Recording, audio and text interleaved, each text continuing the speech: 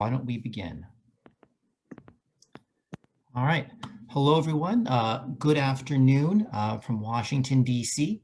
My name is Scott Cullinane, and I am the Executive Director of the U.S.-Europe Alliance. USEA is a bipartisan initiative dedicated to mobilizing Americans to advocate for the enduring transatlantic partnership. Now, in this COVID time we're in, we've launched a virtual event series, which we've dubbed Transatlantic Chats. And these are concise conversations where we bring together voices from across America and across Europe to discuss an important issue of the day. And before we get to today's topic, let me recognize the Center for European Studies at UNC Chapel Hill. This is actually our second joint event, and they have been fantastic to collaborate with. And so if you haven't already, please take a moment to follow them on Twitter at UNC Europe. And while you're there, also follow us on Twitter at USE Alliance. And that is the best way to stay up to date on all of our events and activities. Now, today's topic. Today we're talking about a teacher's perspective on talking about Europe with Gen Z. This event is different from most DC events. This isn't necessarily about featuring Beltway policy wonks, but today, this afternoon, we're going to hear from two very inspiring teachers about their work in North Carolina.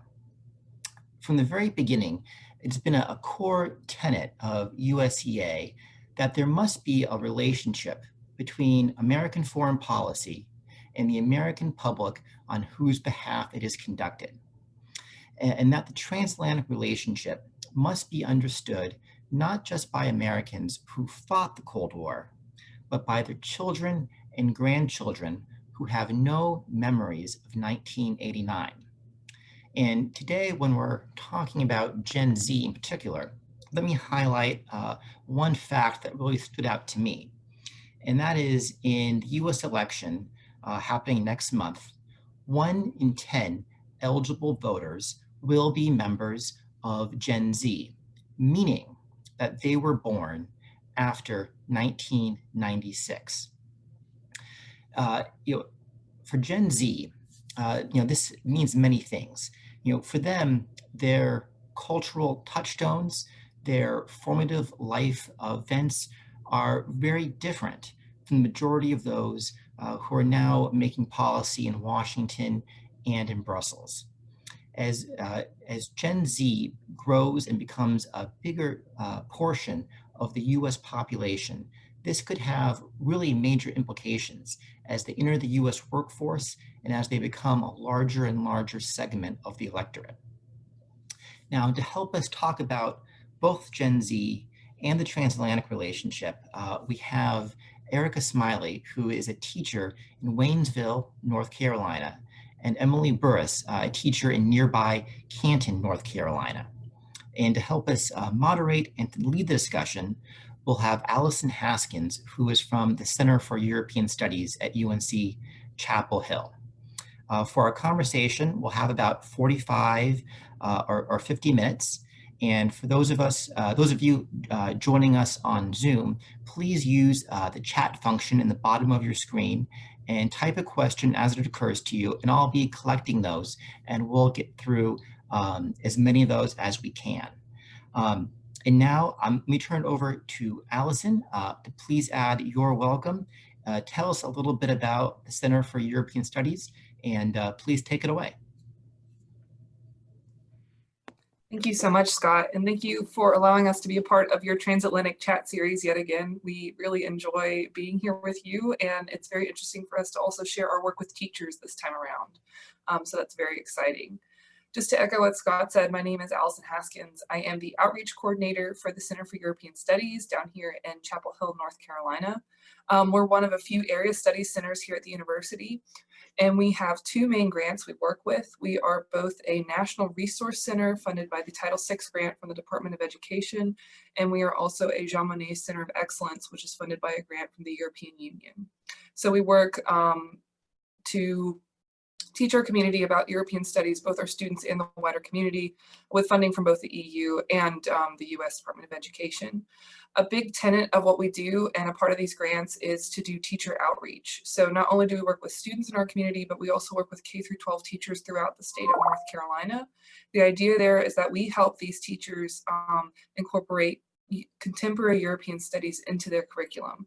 And we have teachers from all around the state. They're teaching all different sorts of subjects. We have science teachers, math teachers, social studies teachers, of course, language teachers like Emily.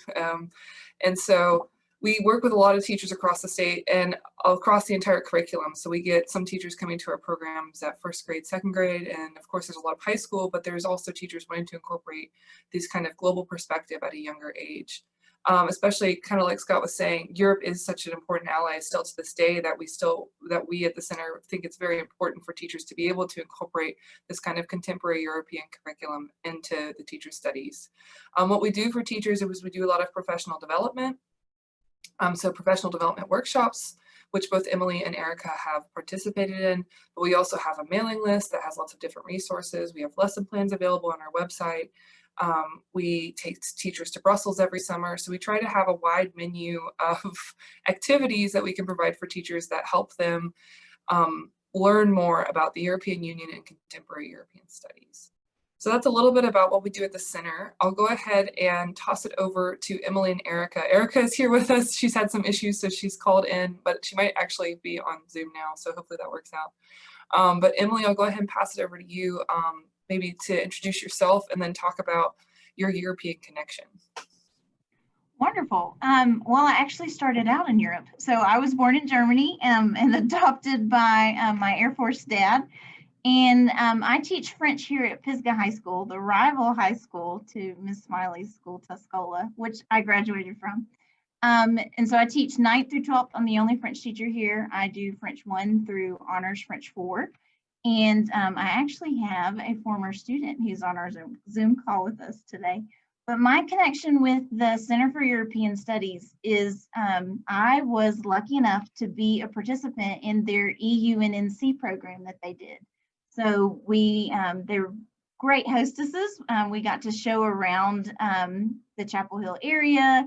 They fed us wonderful food, and we got to learn a lot about the European Union. They had different local people there that gave us like the different connections that were really specific to our state. And that was something that, you know, I knew a little bit, but I didn't know as much. And so it was a wonderful experience. And then we worked with the center to get one of their graduate students to come and speak to our staff on a staff development day. And that was a huge help for, you know, the teachers that weren't as lucky as I was to go on that trip or didn't know about the trip. But then, you know, it brought, you know, their wonderful resources here. And through them, we've gotten access to the great lesson plans that were mentioned, the wonderful resources. And I am on an advisory team here in our county for Global Connections. And we were able to pass out those toolkits to the grade levels at the different schools. So for Europe, as a French teacher, I try not to just focus on France, but, you know, we've got Andorra and Monaco and Belgium and Luxembourg. So there's a lot for us to pull from. In Switzerland, they're not part of the EU. So we definitely have benefited from the gracious resources of the Center for European Studies. And I'll turn it over to Erica.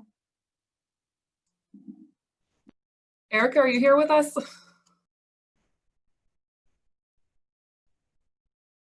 I see your photo.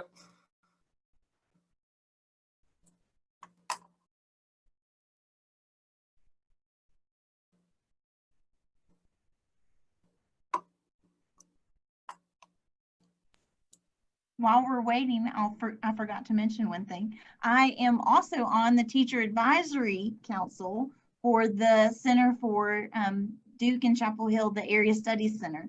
So there's 7 different centers and they've teamed up and they have sought our input. So I was nominated by the Council for European Studies, and they ask our input as teachers, like using their tools, like how are they useful? How could we make them better? So they've really sought our input as educators to make those better. And that has been a wonderful process as well. I think while Erica, are you there? I see her phone's on. While we are waiting for her to log back in, Emily, I'll let you go ahead and we'll kind of start talking a little bit maybe through our discussion here.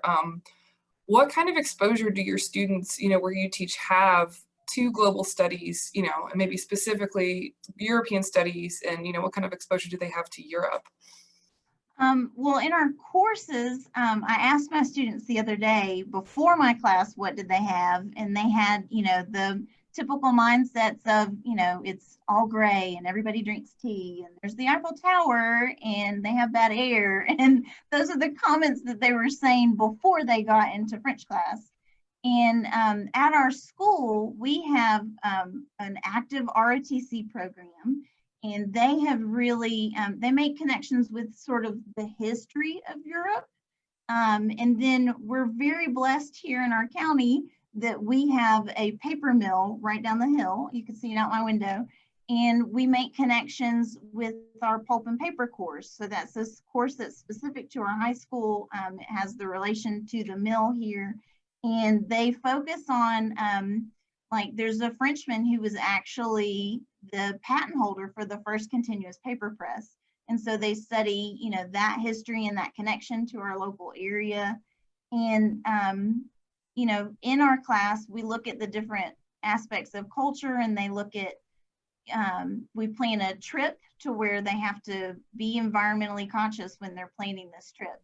And so they get exposure through self-discovery of like, oh, that's, on the ticket, it shows the CO2 emission. And that's something that Europeans care a lot about. And maybe we should care about that too.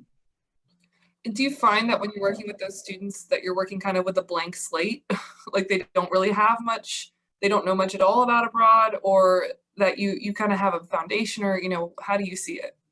I see it as I have some stereotypes to bust through. I feel like I have a lot of, this is what Europe is from certain groups of students.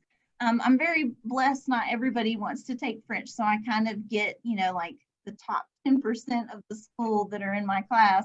So they are pretty much a blank slate, but they're very open-minded and they adapt really quickly and they like, learning about it. They're curious learners. Certainly. I think we lost Erica again. We'll keep going then. So you said that you had attended some of our professional developments and that you learned about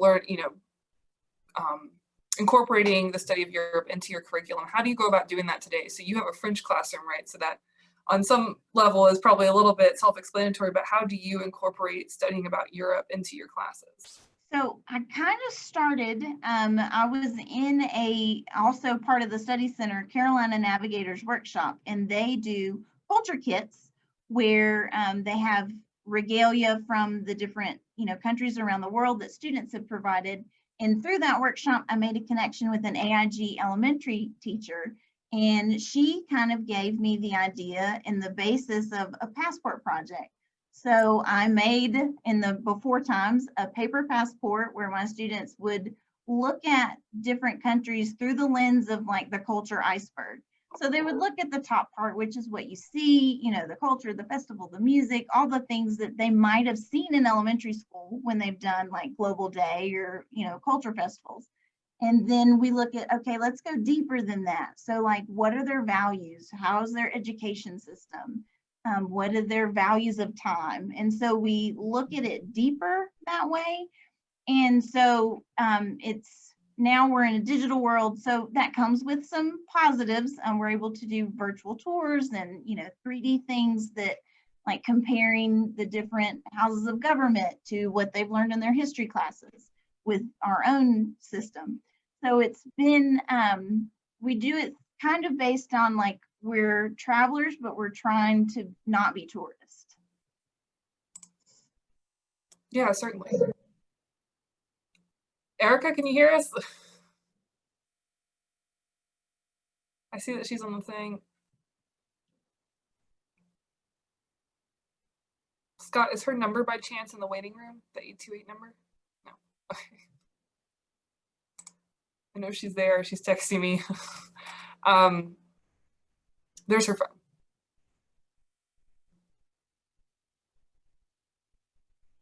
Erica, can you hear us?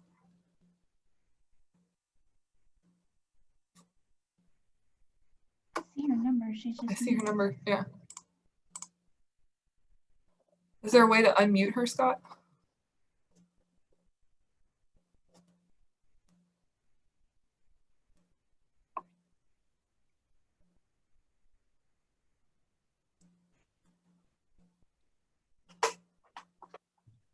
Afraid not. Well, why don't we keep going with, unfortunately, our star in Emily, and I'll try and figure out the technical stuff with Erica. Great, thank you. So you talked about your passport event that you kind of get the students to do. Would you consider that maybe one of the successes of incorporating Europe into your curriculum? Yes, that has been a huge improvement, I think, because I have a lot of content to give about the European Union and Europe, and obviously I go beyond just Europe, but that's what we're focusing on today. And it gives my students more of an appreciation of culture because they look at it not just the surface level, they're trying to go deeper with the resources that I find, that they're able to try to see how Europeans think. And we also did, like I mentioned, our travel project that we do. And it was, I have my global badge designation from here in the state of North Carolina. And my lesson that I did for that was, you know, you're planning this trip, you're looking at being environmentally friendly, but then I flip it and I say, okay, now you're taking that mindset of everything in Europe is walkable, everything, they have clean energy options. That's something that's important. We talk about the Paris Agreement and, you know, the reiterations of that through the UN. And then we flip it and we say, okay, now you have a French visitor in Western North Carolina, and what are you going to do? And how are you going to make them feel like they're being kind to the environment and yet getting to see our beautiful mountains of Western North Carolina? And so they take that trip and they really have fun with it, and they realize how hard it is, especially where we live, that we don't have public transportation like many of you are blessed with in DC. We have a transit that runs from one side of the county to the other side of the county, and that's it. We don't have, you know, wonderful options here. We barely have Ubers. So for Western North Carolina, we're very rural, and for them, they think about how can we put that mindset. And so it's really been, that's eye-opening for them to see, you know, how much more they look at Europeans as being so much more cultured because they have these opportunities and they're easy for them to get to. And so that accessibility is a huge thing that my students are like, oh, you know, we might do that if we had it available to us. Do you feel that, because your students are high school age, right? They're kind of about to be that voting age. Do you feel that that affects them politically in any way, that they are looking for anyone locally, nationally to kind of help them have that kind of society, or are they not thinking that far yet? I feel like some of them are. In my honors program, they are. In our honors program, we focus more on the AP themes, and one of those is, you know, global issues, and then obviously the environment. And so through that, they're also taking in what's around them, and they're saying, maybe I think differently than how my parents do, or maybe I think differently than how our local government does. And they become passionate, I think, through just learning that, okay, there are other ways to do things. And for them, it's like, you know, we could do better. Certainly. And you had mentioned, oh, Scott, go ahead. If I may jump in, we were getting a couple of good questions from the audience, and I just wanted to maybe add one here to give you a break, because you're doing a great job. You know, Tim is asking about how what you teach with Europe or with the French language, how does that fit together with the other curriculum requirements you get from the state? Do they fit together well? Is there a little bit of tension? He's curious, how does that work in North Carolina in your experience? Well, I'm very blessed that the curriculum for world language is very vague. And so as long as we are, providing the four modes of transportation, the four modes of communication through the strands, we're able to connect to other disciplines at our leisure. And so I look at my standards and I see how can I make what interests my students fit my standards. So I have that wiggle room in my curriculum. I do try to play with other departments here on campus. So I have projects with English whenever they're reading a certain book that takes place in a French-speaking country. I insert myself into their curriculum. When I see the history department covering topics, if I see their copies in the copy room in the before times, I would, leave them sticky notes of, like, oh, I can do this in my class. So I try to make a lot of partnerships to connect to the other disciplines. And I haven't had any trouble. I like lesson planning. So I make it a point to try and hook my students where they're interested and just meet the state's requirements that way. Wow, well, that's amazing. And I can definitely say as someone who's planned a class that's like really inspiring and above and beyond. As you're doing that, I'm curious, do you find, do certain things resonate with students in North Carolina? You mentioned maybe some environmental issues, maybe some issues around public transportation. Is it history or is it a little bit of everything? What do you find? Are there certain things that really get students excited? I feel like, here on campus, our Exceptional Children program, they run our recycle program here. So they have taken the initiative, they do recycle drive. So as a school, we have really gone towards let's have these goals for our environment. And so I think they pick up on that excitement because we've taught lessons to our exceptional children before and included them when we've done things on the environment. And so the environment seems to be like a really passionate subject because we are blessed in Western North Carolina. I don't know if any of you have been here. It's beautiful. And especially this time of year with the fall leaves changing colors, and they want to protect that. They don't want anything to happen. And especially, here we have a lot of hunters and fishermen, and they want their streams clean and they want to be able to carry on hunting responsibly. So for them, that's something that they're passionate about. So it's an easy hook. And then food is always a huge thing. So if I can make connections with food, my students are they're right there for it. Excellent. Thank you so much. Allison, back to you. Thank you. I think we might have Erica this time. Erica, can you unmute yourself?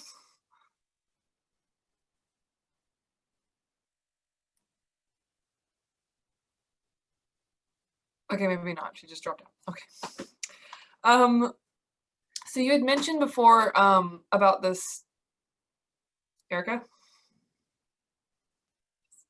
Okay. If she joins, she can just holler. Yes, you mentioned before about the stereotypes that your students might have about Europe. Do you find that they're, and I don't really know how to phrase this, they're just kind of maybe ignorant stereotypes, or do they feel that, there's maybe an us versus them kind of idea there? And, is there a challenge to breaking those, or is it just that they don't really know about Europe at all? It's just that they don't know.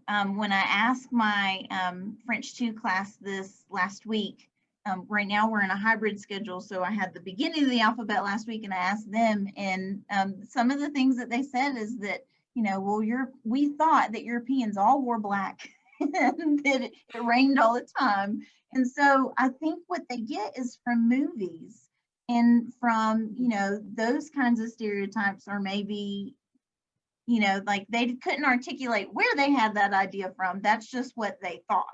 Mm-hmm. And for me, in our class, to see things in color for them, and definitely doing the virtual tours has been super helpful because it makes things come alive. So it's not just on a page. Certainly. So what do you think that the students gain from learning about Europe? I feel like they realize that we are not a one country show. I feel like that is a lot of the mindset right now on the the scene. And with our students, they're learning more about Europe. They're learning that these international organizations make a difference. That the European Union, and every time that one of our policy changes, they question it because they've heard about it in my class for sure, and they might have heard about it in their other classes. With my honors class, we did current events every Tuesday, and so we saw COVID coming through their news reporting that they did in our class in French. And so with everything that kind of reiterated, and then anytime that our president would do something, they would say, oh, but this country is a part of that, tell us more.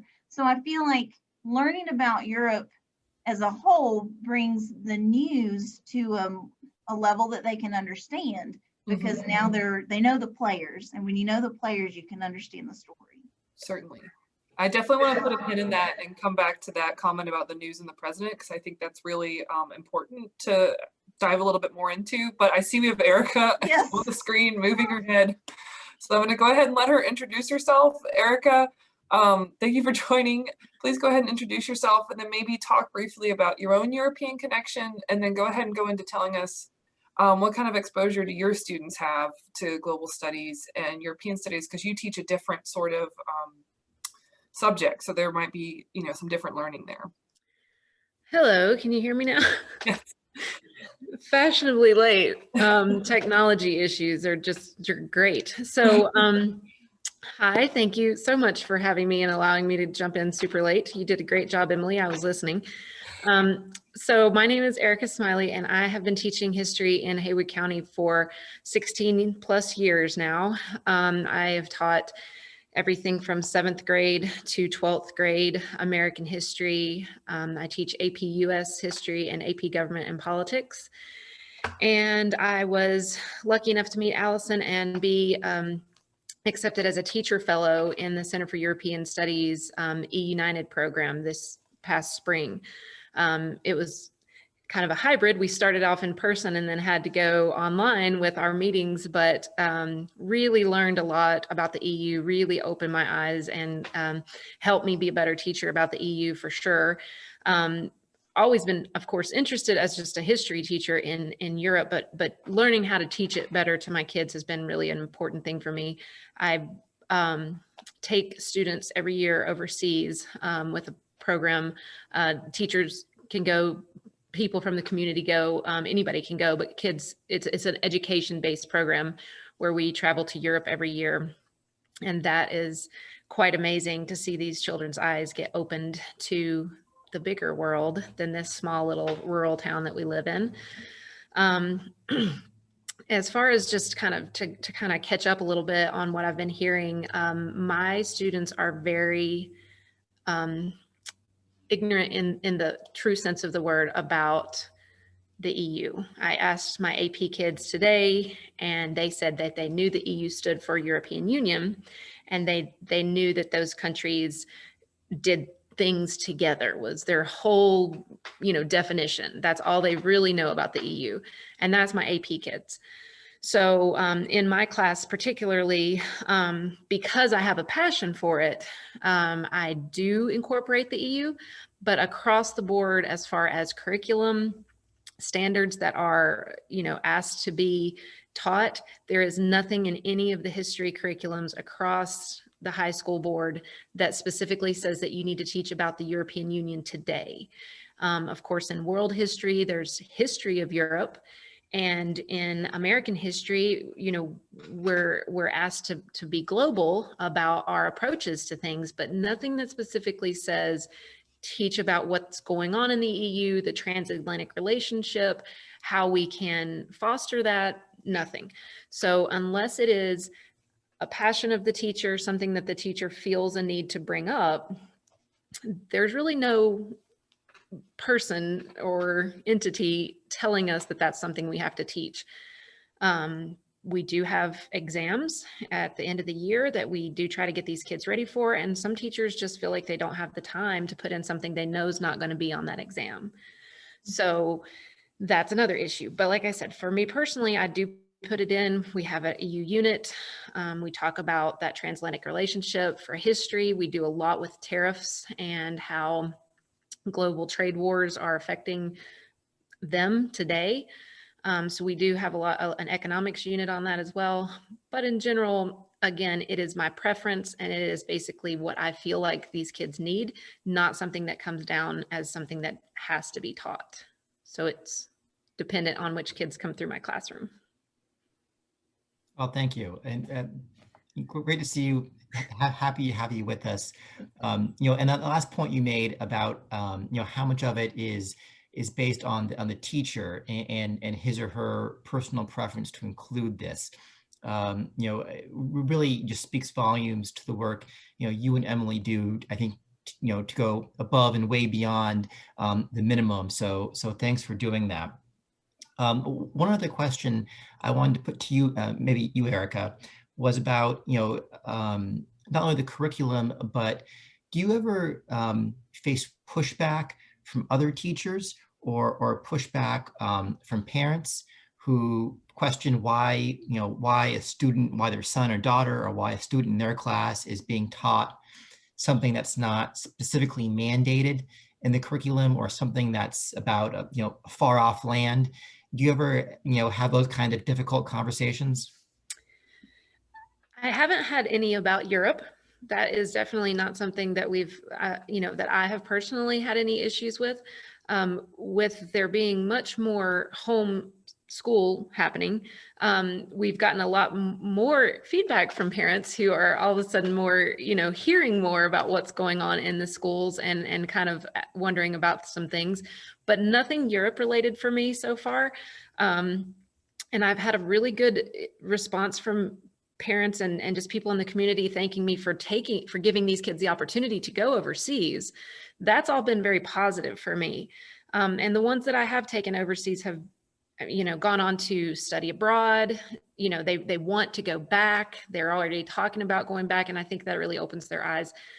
So nothing negative so far. I'd like to, hopefully, knock on wood, it will stay that way. And I can really, kind of push out a little bit more into the things that aren't necessarily mandated, but that are very important, that I believe these kids need to be learning about. Well, that's great. It's great to hear. And that certainly matches an innate sense I think we at USCA have, that there is an appetite to learn more about the transatlantic relationship out there. And maybe we can continue with the last question Allison was just asking about the benefit for students that learn about Europe. And maybe you can also talk about the flip side. And if students don't learn about the broader world, for us, we're talking about Europe, but for those who maybe aren't exposed to those conversations and don't have the benefit of what you offer in your AP or in your foreign language classes, how does that affect a student, whether for their college or for their next job, if they don't have that unique experience that students in your classes benefit from? Well, I definitely believe strongly that it is making them a more well-rounded adult. We joke, even though it's not totally funny, that they don't know where these major countries are in Europe. They don't have a clue. We do map activities in 11th and 12th grade, and they can't point out major countries in Europe, let alone other places in the world. And that bothers me as a history teacher, as a citizen of the world, that these students that are going to be making decisions, and they hear, if they even listen to the news about, I just mentioned global trade wars and tariff issues, and if they're so centered around America and that's all they've ever learned, because that's basically what they've been mandated to teach in schools is just US history, then they're not going to understand the other perspectives. And so we really try in my class to get them to turn it around, to look, not long ago, we did a lesson on imperialism. And of course, it was very, oh, it was great. It was great. We were getting this stuff. And I try to flip it around and ask them, what do you think the other countries felt about us? And so I think that's part of this, not just with history, but in Europe in general, like flip it around. And I try to get them to say, well, what do you think their perspective towards the United States is? And, is it a good thing? Is it something that you think that we should be, progressing. That's the kind of thing that they're going to have as adults to make decisions about in political choices for sure. And when they vote, are they going to support candidates that want to foster that trade, that Paris Accords and all of the other, Europe, America, transatlantic relationships, they need to understand those so that when these politicians talk about them, that they are better educated. And I'm worried about the ones that aren't getting that, for sure. Thank you. Emily, anything you wanted to add on to that? Just to echo, I feel like, world language classes can provide so much. And when we have colleagues that are doing wonderful things within their curriculum, and when we have departments that are willing to work together, it's when we really can set these children's imaginations alight, and we can really prepare them for the real world. It's definitely a tag team effort between departments, and taking the time to, go deeper into content and make those connections. We have another great question from the audience. A compliment to Emily to your story about the paper mill, and questions about how you go about finding the North Carolina connection in all of this, and local connections, and beyond just the U.S. EU or U.S. Europe relationship, but really where North Carolina fits in this. And Allison, if you'll let me, I'll put you in the hot seat for this question as well. So I think you know about this. And how else can you go about doing this in ways that are fun and creative and connect with students, and show that North Carolina also has a place in this conversation? I can start because our two teachers have been in the hot seat.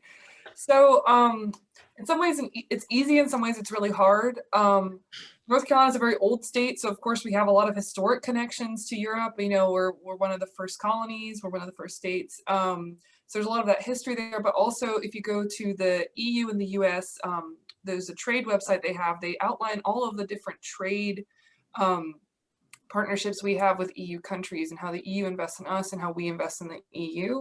So it's kind of a first step is showing people, okay, this is where the economic partnership is, because the US and Europe as trading partners are the biggest trading bloc in the world at the moment. The way we exchange goods and exchange basically the way we conduct trade with one another.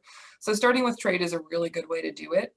And then we're lucky a little bit here on campus that, we're such a big research campus. The Research Triangle area has a lot of that investment and has a lot of, frankly, just Europeans around here. So we can find some of them and bring them together. For example, there's of course, the UK is not in the EU anymore, but there is the British American Business Council of the Triangle. There's groups there's a Croatian school. I'm pretty sure it's Croatian they teach, or is it Czech? One of the two.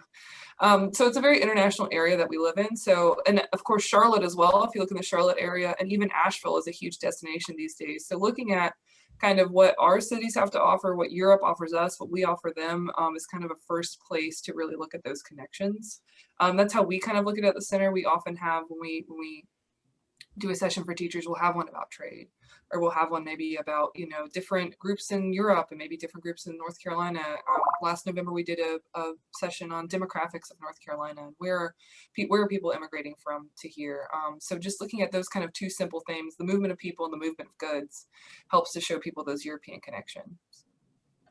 Yeah, and for me, for my program, I do a lot of advocacy, and I'm trying, to get more students enrolled in French programs and more passionate about it. And so I'm a member of AATF, the American Association of Teachers of French, and they have a lot of resources. And I've kind of started there. And when we have National French Week, which is in November, or we have World Language Week in March, I always have got our bulletin board out in the hallway with all the facts that I can find.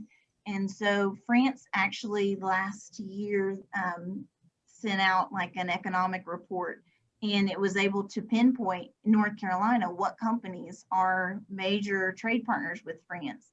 And so I was able to kind of share that with my students and, give them the different, the medical groups that we've got, biotech here, French in North Carolina. We also have the Michelin. So we've got lots of different companies that for my students, I'm like, there is a reason to take French. It's not just a fun class. It's going to better your future.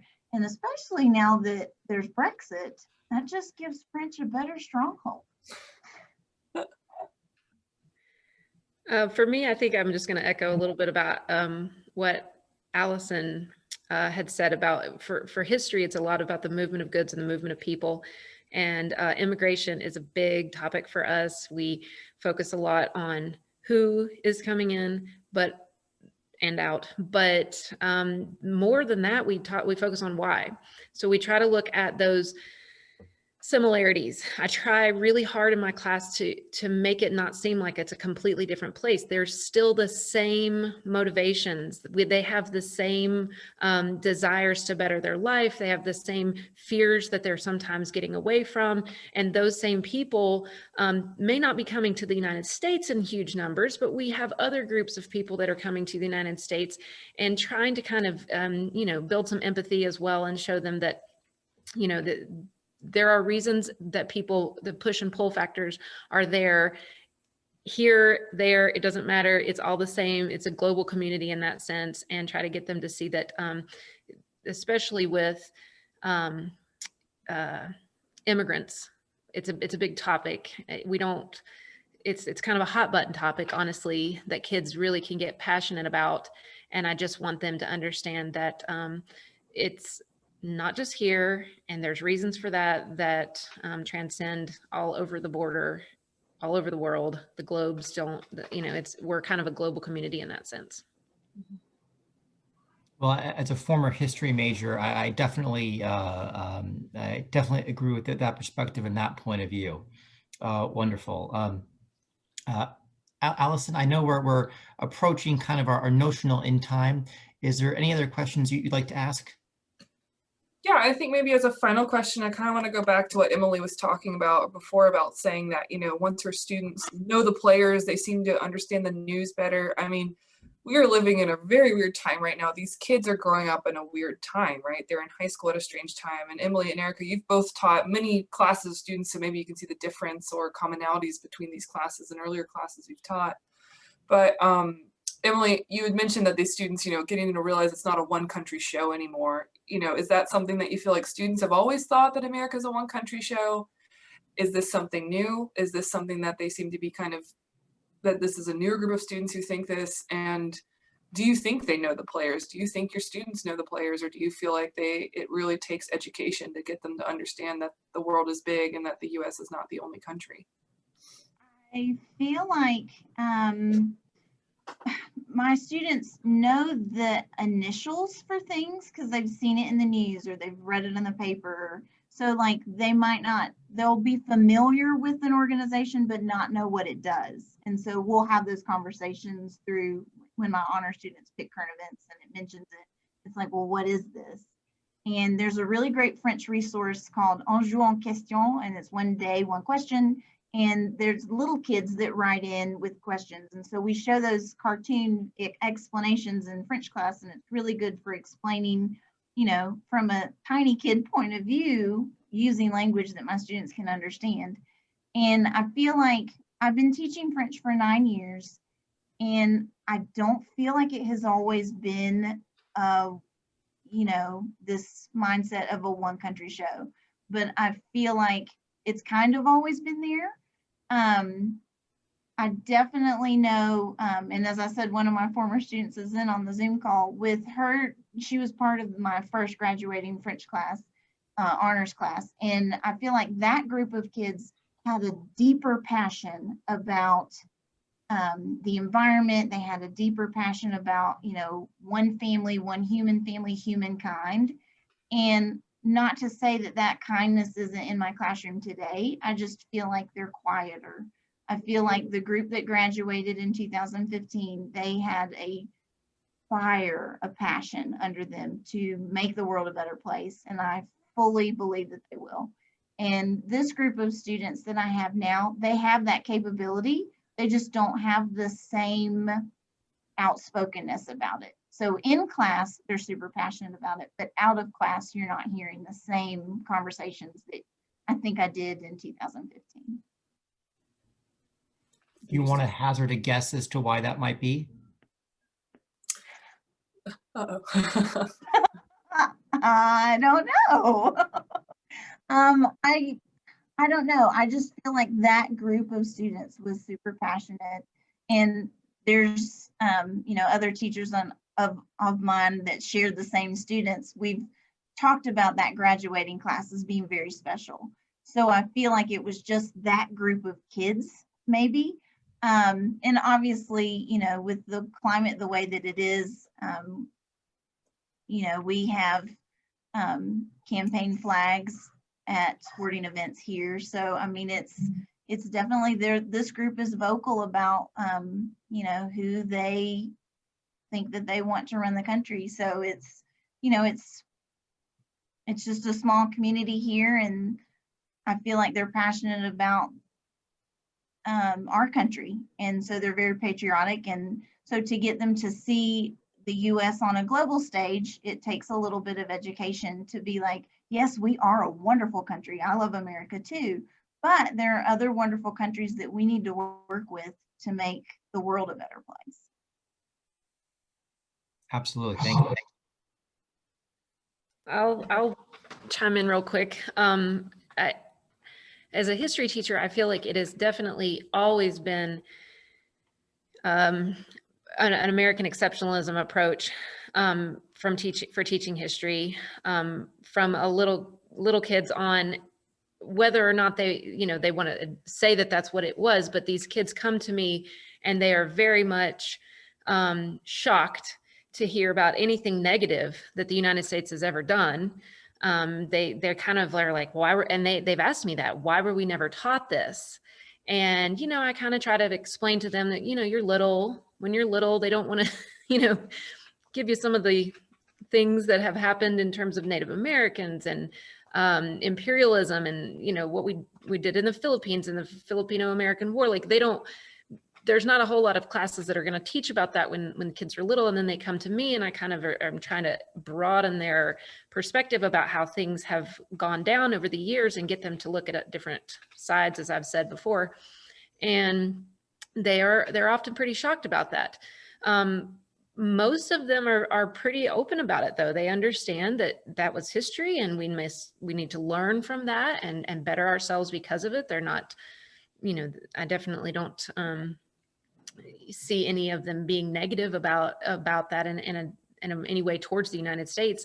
But my job to bring it back to Europe is to try to show them that these themes really are global. And you can see, if you look at American colonization and how it patterns a lot of British and German colonization, and then Japanese colonization later, and we look at those connections of how we are very much like other countries, and I truly believe they get a sense of a bigger picture. I don't want to say that they don't put America up on a pedestal, because I still feel like they do, just because they live here and that's just the nature of their life. They feel like this is, everything else kind of ripples away from the United States in their minds.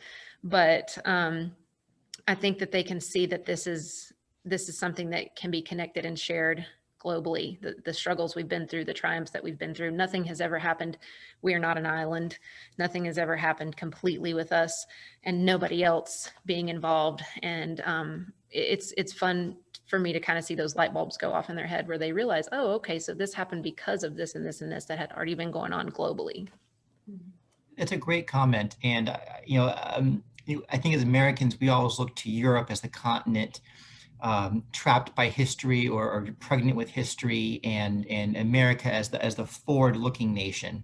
But I think it's so important for us to separate those myths from actual history, so that we can be, reliable and responsible partners in the relationship. And what I'm getting from this conversation so far is really it's a lot about, with Gen Z or with young Americans, it's about civic education and placing America and our own story in the right context so that we're able to, to communicate and really, I think, maybe be on the same page as Europeans, so we don't have this phenomenon of talking past one another that seems to be so often what characterizes our recent discussions.